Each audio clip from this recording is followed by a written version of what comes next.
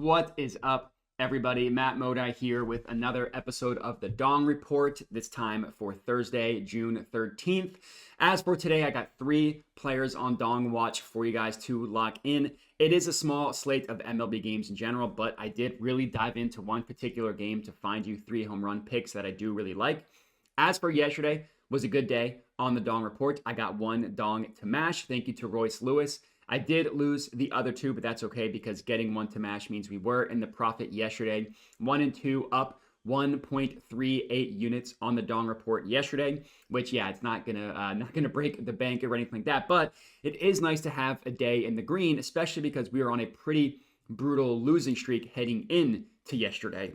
On the entire season, yes, it has not been a great season overall, down about 17 and a half units, close to that number, which is, that's really, really gross. We are up in the month of June, albeit pretty slightly, but still at least up in the month of June. Hopefully, we are able to get down these losses on the entire season. It's just been really hit or miss after a brutal April. For those of you that followed along for the year, the beginning of April, the beginning of the season was terrible. We were down about 20 units to begin the season, which is, that's really, really awful.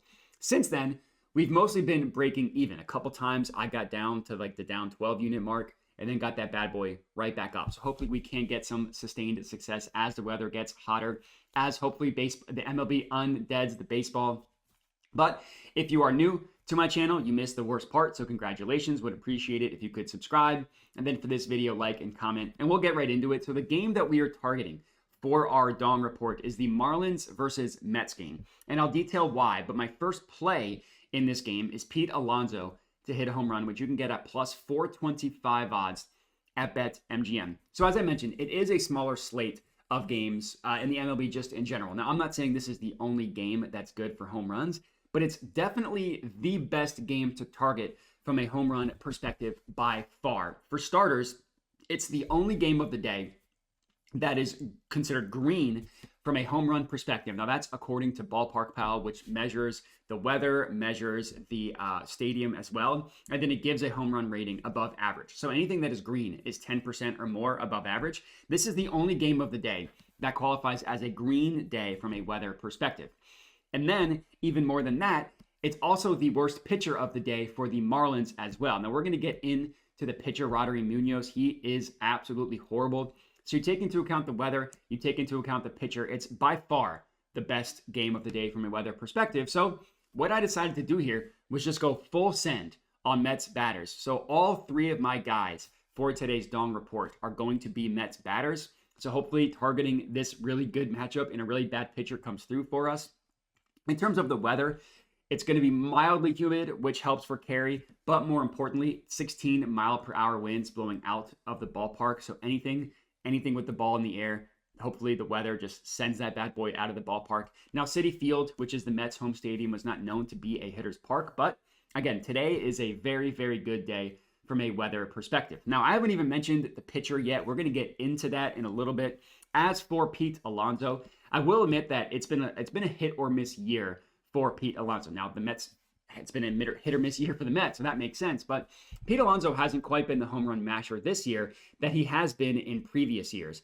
His ISO rate on the season is 22.7%, which is still in the good category according to Fangraphs, but it's a far cry from the 28.7% that his ISO rate was last year, which is in the excellent category, right? For ISO rate, between 20 and 25% is great. Between 25% and above is excellent. So Pete Alonso being at 22.7%, that's still in the great category, so nothing to be scared of there, but he definitely has room for improvement. And then looking further than that, he has a barrel rate of 13.1%, which is another number that is in the great category, but not excellent. For barrel rate, measures contact, how often you hit the barrel of the bat. Anything between 10 and 15% is great. Anything between 15% and above is excellent. What I do like about Pete Alonso, though, and what really should help him in specifically tonight's matchup, is he has a pretty good fly ball rate. His fly ball rate is 46.2%. For fly ball rate, really anything 40% and above is acceptable. Anything 45% and above is great. Anything 50% and above is excellent. On the entire season for Pete Alonso, his fly ball rate is 46.2%, and that's a 24th highest number in the MLB. And then if you look recently, you look at the last 2 weeks, he's been hitting pretty well. Over the last 14 days, he has an ISO rate of 25.6%, so that's excellent. A hard hit rate of 40.6%, showing that he has been hitting the ball hard. That would be the 16th highest hard hit rate in the MLB if you just extrapolated that out to all qualified batters. So, a juicy pitching matchup, which again, I will get into it. I'm saving it for the last batter. Juicy weather game, which we did talk about. Feels like a good opportunity for Pete Alonso, big meat Pete, to mash one. Let's hope he does. Next up, obviously, same game, Marlins Mets. I'm taking Francisco Lindor to hit a home run plus 470 odds at Caesars. So as for Lindor, I will admit he's a better matchup. You want to target him more often than not when he is going up against left-handed pitching. And the pitcher tonight for the Marlins is a right-handed pitcher. But because of how bad this Marlins pitcher is, which again, I'm saving for the last batter, I'm not completely scared off of targeting Lindor against a right-handed pitcher as opposed to a lefty. Lindor hit a home run yesterday, and he's generally been known to be a streaky hitter. So the hope here is that we are able to catch him in the middle of a hot streak. And if you look at his month of June so far, so 12 days into the month of June, there are reasons to believe that he is going to go on a home run binge. Despite the fact that he's only hit 2 home runs in the month of June, you look into his numbers, and he's been crushing the ball. He has 15 hard hits on the month with a hard hit rate of 41.2%. That would be the 12th highest hard hit rate in the entire MLB. Again, if you just extrapolated that out for the entire season. But even better than that is he's been barreling the ball up. He has a barrel rate in the month of June of 26.5%. That is an incredible barrel rate. Keep in mind, anything that is 15% and above is excellent. He's 11 percentage points higher than that in the month of June at 26.5%. Another reason why to believe that there is a home run binge coming for Francisco Lindor is he has been hitting a lot more fly balls recently. Now, this is a very small sample size. Yesterday, he had 5 times where he made contact with the baseball, right? Didn't strike out. 5 hits that were, ended up being outs, but 5 hits is really all you need to know here. 4 of those 5 were fly balls, 80% fly ball rate. You look at his last 3 games, which does include the last game of the London series, he has a combined 8 fly balls. So you combine that with the weather for tonight, and that does bode really well for us. So just to kind of detail the fact that he's been on fire this month, and because of that, I think he is going to start going on a home run binge. With the horrible Marlins pitcher that we're just about to get into, I see no reason why that shouldn't start tonight. He has another home run after mashing one yesterday. And now let's get to it. Our last play of the day, Brandon Nimmo to hit a home run plus 650 odds at Caesars.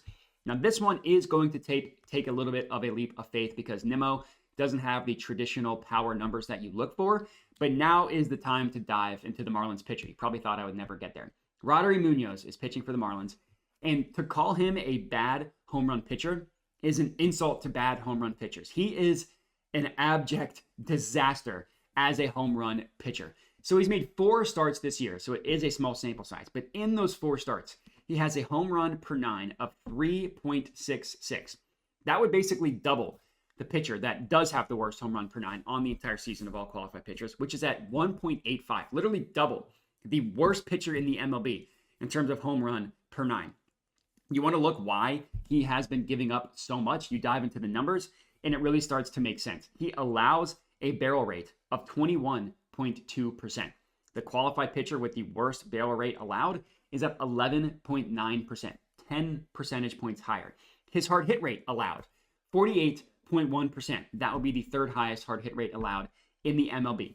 So that's all telling you he allows really, really solid contact, and he allows really hard hits as well.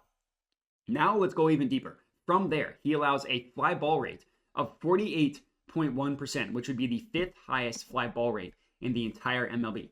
So if you put that all together, he allows essentially the hardest contact, the hardest hits in the entire MLB, while allowing a top 5 worst fly ball rate in the MLB as well. Power plus 5 fly balls equals home runs. That's why he has been such a horrible home run pitcher. Now, he has bad numbers both against right-handed hitters and against lefties as well. That's why we're comfortable with Pete Alonso, who is a right-handed hitter, and with Francisco Lindor, who is a switch hitter. But his numbers are particularly bad against left-handed hitters, which is what led us to Brandon Nimmo. On the year, or I should say in his 4 starts, Munoz allows a fly ball rate of 68.2% to left-handed hitters, That would be the highest number in the MLB by a mile. Like 70% of the time, he allows a fly ball to lefties. His hard hit rate allowed to lefties is 54.5%. That would also be the highest number in the MLB if he had pitched enough innings to qualify. So, as I mentioned, while Nimmo doesn't have the typical power numbers that you look for, there are reasons to believe that he can take Munoz yard tonight. And at the plus 650 odds, it's a really, really good value play. And Nimmo at least has some respectable numbers against right-handed pitching. I'm not going to say that like you're not going to confuse him with Aaron Judge, but he's got a 38% hard hit rate against right-handed hitters, or excuse me, against right-handed pitchers. That wouldn't be the best number in the MLB, but it's good for 27th, which is a reasonable number. So for plus 650 odds, there are reasons to believe in Brandon Nimmo to hit a home run tonight. And let's hope this comes through for us. Let's hope it's just an all-you-can-dong buffet against this Marlins pitcher. Let's hope that at least one of these three hit a home run. I would love it if we could get all three, but that's all we got. So I appreciate everybody for watching. Make sure to like, comment, subscribe, all that good stuff, and have a good one.